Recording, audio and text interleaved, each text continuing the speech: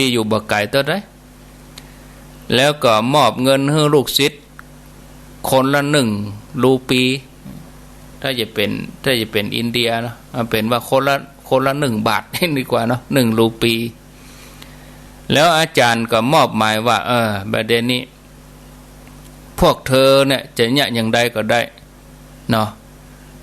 ห้องเนี่ยเต็มห้องของเธอเนี่ยเต็มเป็นห้องเปล่าๆบ่มีครัวอย่างสักอย่างในห้องเนี่ยโล่งๆ2 ห้องเอาไปคนละห้องแล้วก็เนี่ยจะได้ห้องนี้เต็มอาจารย์เงินคนละ1 รูปีแล้วอาจารย์จะมาพอผลงานของเธอตอนมะแรงนี้นะเมื่อได้รับมอบหมายแล้วลูกศิษย์ที่ชื่อนายชัยนี่ก็เข้าไปที่กาดก็เอาเงิน1 รูปีก็มันหนักเนาะลุงปีเดียว1 รูปีก็ซื้ออันหยังได้ก็น้อยเนาะเขาก็กึดอยู่ก็ไปหาคนเก็บขยะขอซื้อขยะจำนวน1 รูปีนี่นะก็ได้ชัดนักเหมือนกันขยะ1 รูปีนี่คนเก็บขยะก็ดีใจจะได้ขายขยะก็ยกขยะให้หมดเลยแหกมาดีออกบ้านมาจับออกบ้านมาจับยำมันเจ้ามาแจ้งมีคนถามซื้อขยะเอาไปเลยแหกก่อนเอาไปเลยวันนี้ขอให้ขายเสี่ยงขายหมดเลยวะเอามันมีรูปีเดียวนะอีนี่เอาไปเลยอีนี่นี่นายชัยก็ใจเวลาหลายชั่วโมงในการที่ขนขยะเอาไปกองเพราะได้ใจเวลาวันเดียวเนาะแมลงอาจารย์จะมาตรวจแล้วแล้วเปิ้นเต็มด้วยนะห้องนี้เต็มด้วยนะขนขยะเอาไปใส่ภูมิใจเฮานี่สำเร็จแล้วก็นายจิตนี่จะมาเนี่ยอย่างเฮานี่คมได้นะภูมิใจทำงานที่อาจารย์มอบหมายสำเร็จตันเวลานายจิตนี่ถึงสู้เฮาได้อีกนายชัยนี่ย่ามใจส่วนนายจิตเมื่อได้รับมอบหมายจากอาจารย์เขาก็ไปนั่งสมาธินั่งสักกรรมจากนั้นก็ก้อยเตียวไปกาดไปใจเงิน1 รูปีเนี่ยไปซื้อกับไฟ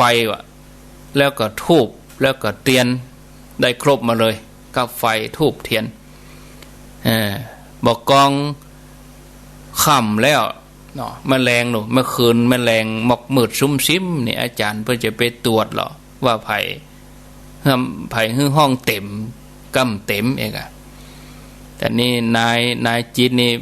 ไปได้กับไฟได้เทียนได้ธูป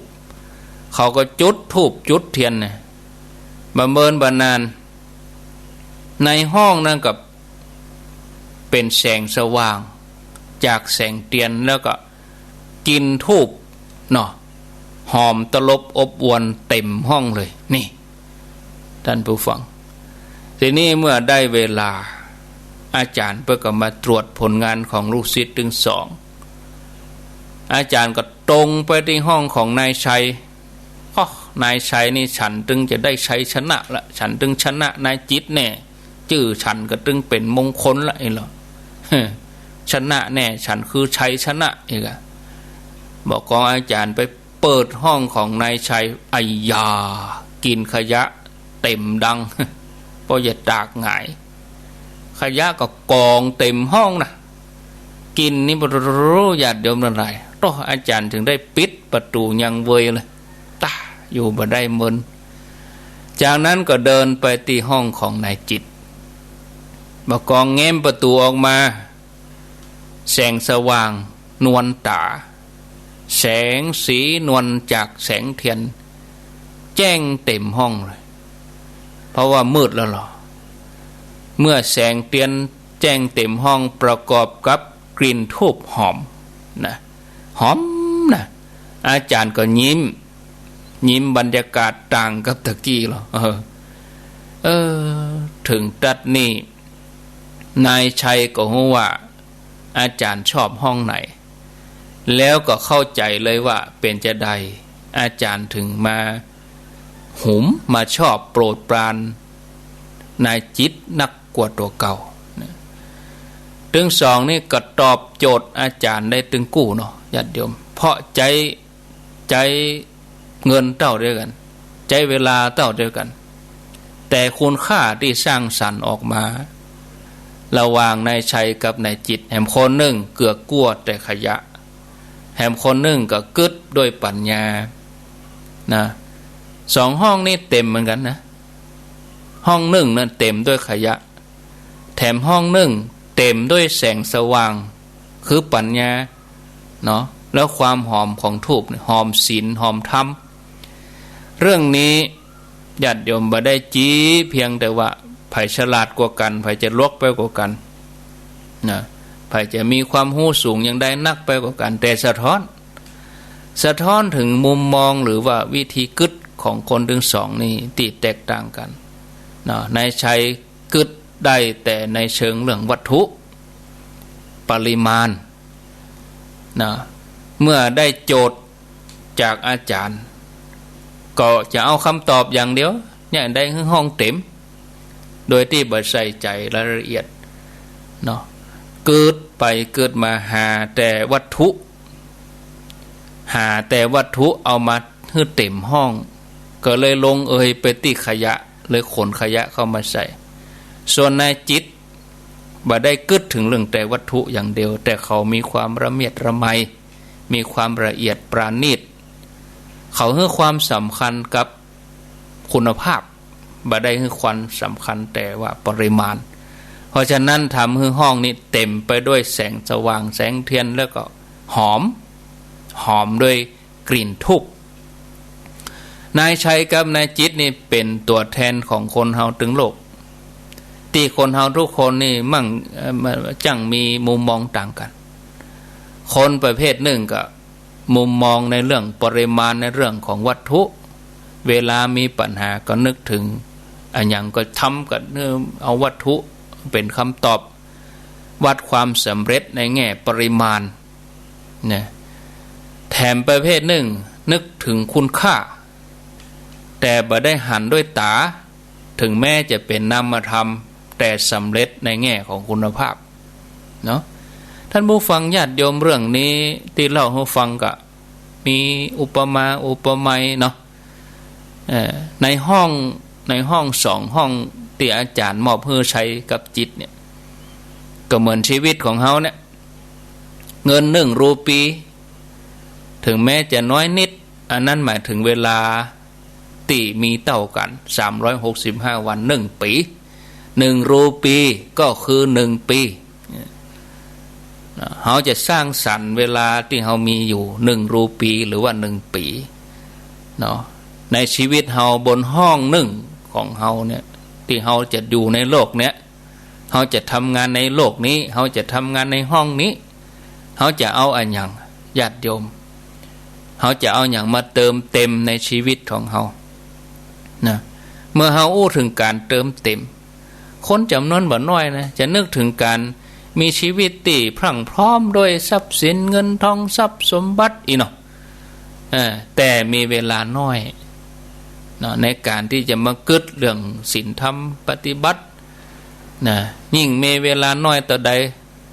ก็ยิ่งจะต้องเห่งหิหานักขึ้นมาชีวิตจะบ่ได้ว่างเปล่าแต่มีแถมหลายคนเปิ้นหันว่าชีวิตควรจะเติมเต็มด้วยสิ่งที่งดงามมีคุณค่ามีความหมายมีคุณธรรมมีปัญญากลิ่นหอมเป็นสัญลักษณ์ของคุณงามความดีแสงสว่างเป็นสัญลักษณ์ของปัญญา2 อย่างนี้ต่างหากที่จะเติมเต็มให้ชีวิตเฮา1 ปีแล้วที่เฮาจะอยู่บนโลกนี้อย่างมีคุณค่าท่านผู้ฟังญาติโยมท่านสาธุชนทั้งหลายชีวิตของคนเฮาจะอิ่มจะเต็มได้ก็เพราะว่าความอุดมด้วยคุณธรรมด้วยปัญญาแต่คนจำนวนนักบ่สามารถพอหันอย่างอันได้ก็เลยเลือกหาแต่วัตถุเอาแต่ปริมาณให้ตัวเองมีให้ตัวเองได้ให้ตัวเองได้นักสุดท้ายสิ่งของเหล่านั้นก็ต้องบัดต่างจากขยะที่เขาจะต้องละไว้ในโลกนี้ บัดติดตัวเฮาไปแม้แต่ชิ้นเดียวละทิ้งหมดก็เหมือนญาติโยมเขาเจริญเติบโตตามวัยเสื้อผ้าเขาก็ละไว้ทิ้งไว้เขาก็ไม่ได้ใส่อันเก่าอันละอ่อนก็เอามาใส่เปลี่ยนตามวัยเนี่ยเขาพอกับมันใส่มันได้ละคนเฒ่าเขาจะมาแต่งตัวยังวัยรุ่นก็ได้เสื้อผ้าก็สิ่งของเครื่องใช้ยังก็เป็นขยะไว้กองโง่กองโง่เอาไปเอามากลายเป็นภาระเมินไป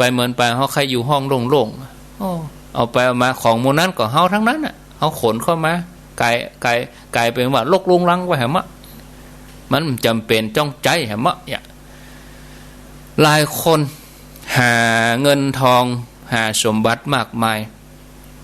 แต่แล้วก็ตุกเพราะสิ่งมูลนี้เพราะสิ่งมูลนี้กลายเป็นภาระที่จะต้องดูแลมีลดราคาแพงก็ต้องแบ่งที่อยู่จะต้องเอาไฟฉายมาส่องเอาไปกาดหลวงเอาไปกาดต้นลำไยเอาไปจอดกัดคำเที่ยงแมลงมาต้องมาส่องรถสีจะโดนขุดอย่างนั่นอย่างนี้ รถแปลงหรอกลัวเขามาเป็นห้อยจะไปที่ไหนจะเว้นรถคนอื่นจะลงข้างตังสักหน่อยก็กลัวไม่ขีดไม่ดิดเข้าใส่นะก็ต้องมาเจ็ดมาถูนะอย่ามาตุกกับนี่แหมเรื่องนี่ดูแล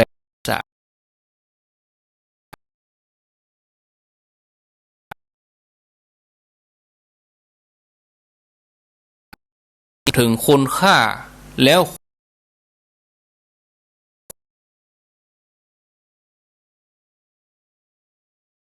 ความหมายกับสิ่งที่เมื่อความสำ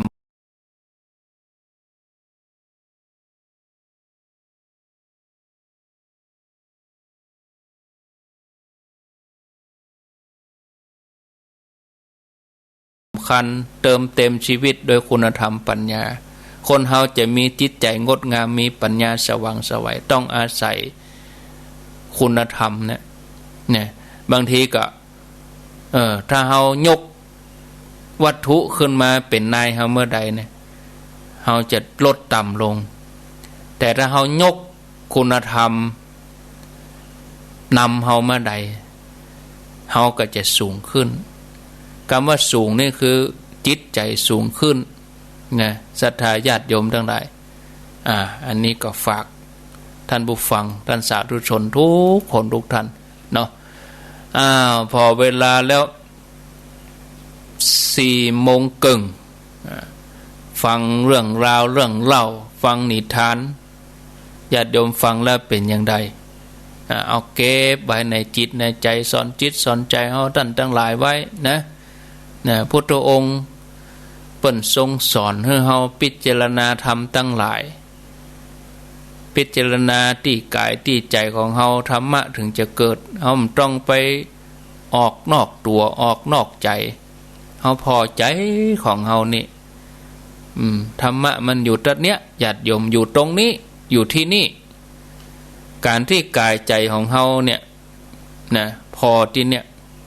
เห็นนี้เวลาเฮาปฏิบัติเฮาก็ปฏิบัติอย่างเข้มแข็งอย่างที่จวนญาติโยมเขา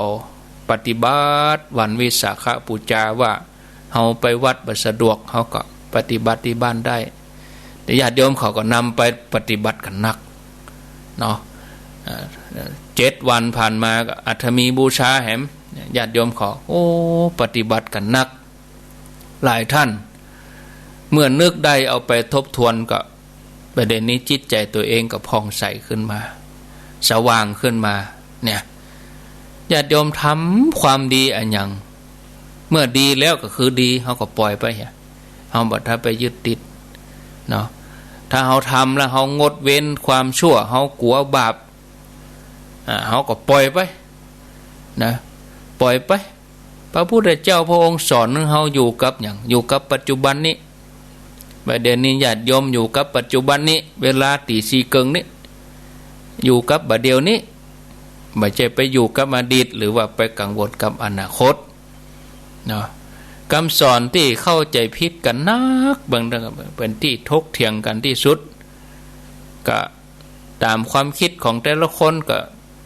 คือเรื่องการปล่อยวางเนี่ยนะค คือการทำงานด้วยจิตว่างอันเนี้ยอู้กันเป็นภาษาธรรมเมื่อเฮาเอามากึดเป็นภาษาโลกบางทีก็ยุ่งถ้าคนที่ไม่ได้ปฏิบัติบางทีจิตคนนั้นบ่ถึงเฮาไปอู้เพิ่นก็เข้าใจเพิ่นก็จะว่าเฮานะแล้วไปตีความหมายไปอย่างนั้นอย่างนี้เอาตามใจแต่ละคนจะชอบนะอุปมาเหมือนเฮาแบกก้อนหินนักไว้สักก้อนหนึ่งนะแบกไปก็รู้สึกนักนะแต่ก็บ่ฮู้จะเนี่ยยังได้บ่ฮู้จะเนี่ยยังได้กับมันกับก้อนหินที่เฮาแบกขึ้นหล่องเนี่ยเฮาก็แบกอยู่หั่นพอดีมีไผบอกว่าก็ให้จ่งลงคลองปุ่นจ่งลงคันคลองจ่งลงหนองปุ่นเหียกะขว้างเหียกะเฮาก็มาเกิดว่าถ้าเฮาจ่งมันขว้างไปนะเฮาก็บ่มีอันยังเหลือให้มอกะเห็นบ่ก็เลยต้องแบกอยู่อย่างนั้นต้องยอมแบกบ่ยอมทิ้งถ้าจะมีไผบอกว่าเอาขว้างไปเฮ็ดเถอะแล้วจะดีอีนะเป็นประโยชน์อย่างนั้นอย่างนี้เฮาก็ยังบ่ยอมขว้างบ่ยอมโยนทิ้งเพราะเฮากลัวแต่ว่าเฮาจะบ่มีอันหยังก็เลยแบกไว้แบกก้อนหินที่หนักไว้จนเฮาอ่อนเพลียจนเฮาแบกบ่ไหวแล้วก็ปล่อยมันตกลงมาเองมาถึงตอนที่มันตกลงมาเองเนี่ยก็จะเกิดความรู้เรื่องการปล่อยวางมันวางขึ้นได้เลยญาติโยมเนาะเฮาจะรู้สึกเบาสบายแล้วก็รู้ได้ด้วยตัวเองว่าการที่เฮาแบกก้อนหินไว้เนี่ยในตอนที่เฮาแบกอยู่นั้นเนาะเฮาบ่ฮู้ว่าวางจะมีประโยชน์อย่างใดปล่อยจะมีประโยชน์อย่างใดต่อเมื่อเฮาวางเฮาปล่อยเฮาถึงจะฮู้ถ้ามีไผมาบอกคือปล่อยวางคนที่ยังมืดอยู่คนที่เปิ้นยังเข้าใจก็จะรับหูรับตาแบกก้อนนักก้อนหินนี่บ่ยอมที่จะปล่อยจนกระทั่งมันนักเหลือเกินนักเกินกว่าจะทนได้ถึงจะยอมปล่อยยอมวางแล้วก็รู้สึกว่ามันเป็นอย่างอีลูวางเป็นอย่างอีลูว่างเป็นอย่างอีลูปล่อยเป็นอย่างอีลู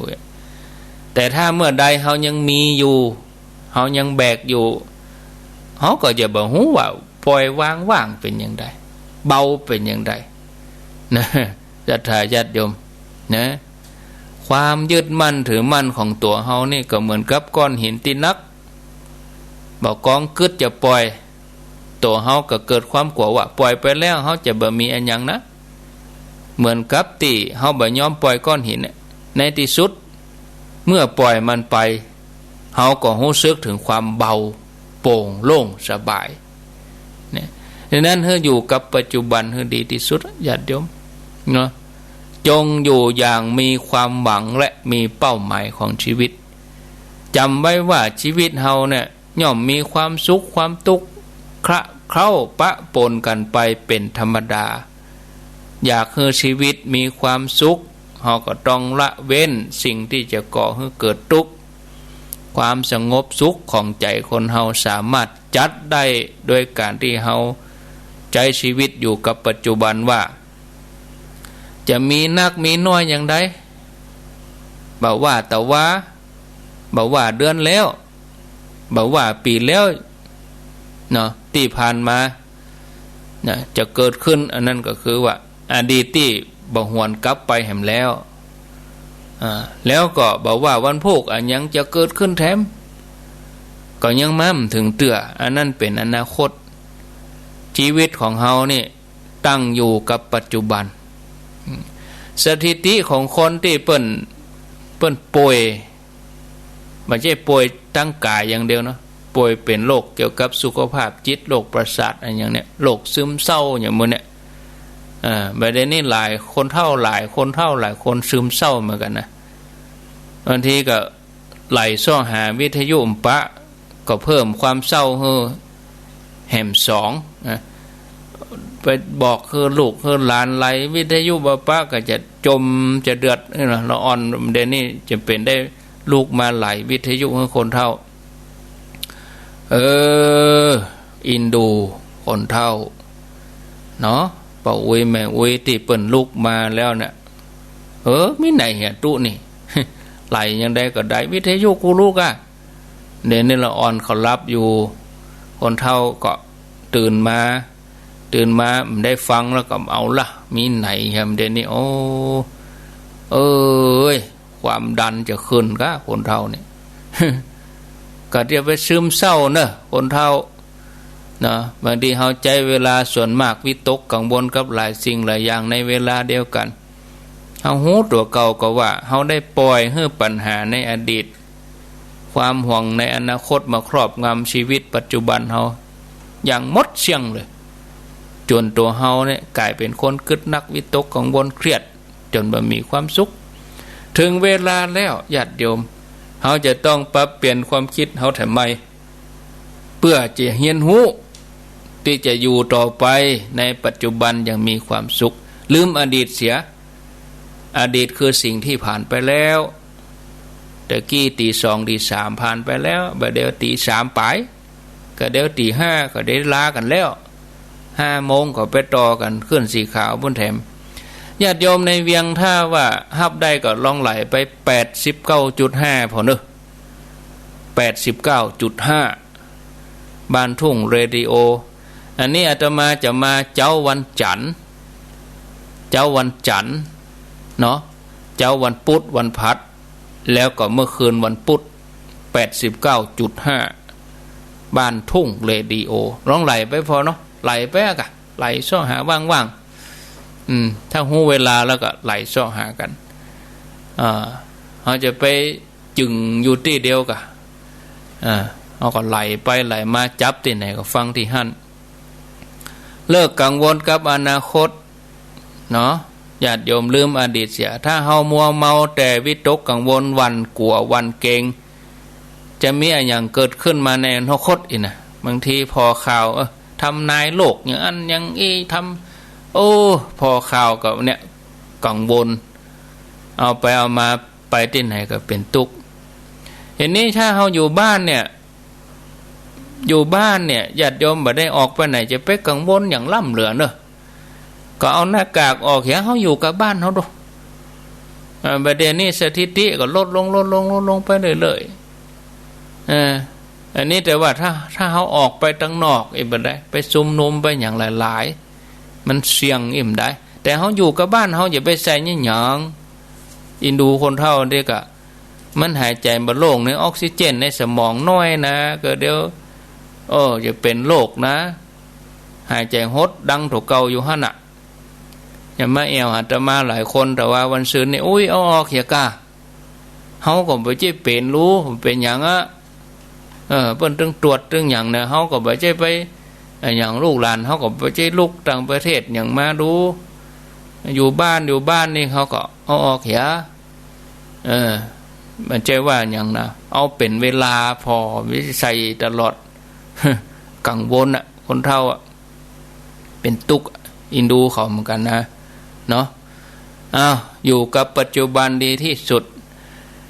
ชีวิตจริงของคนเฮาก็คือจำไว้ว่าชีวิตคนเฮาย่อมมีความสุขความทุกข์ปะปนกันไป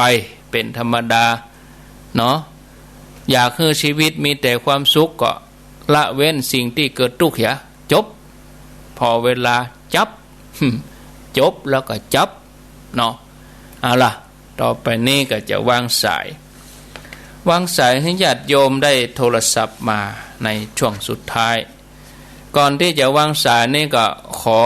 อนุญาตได้ฉันน้ำหิสกรรมก็เถอะเนาะกันมา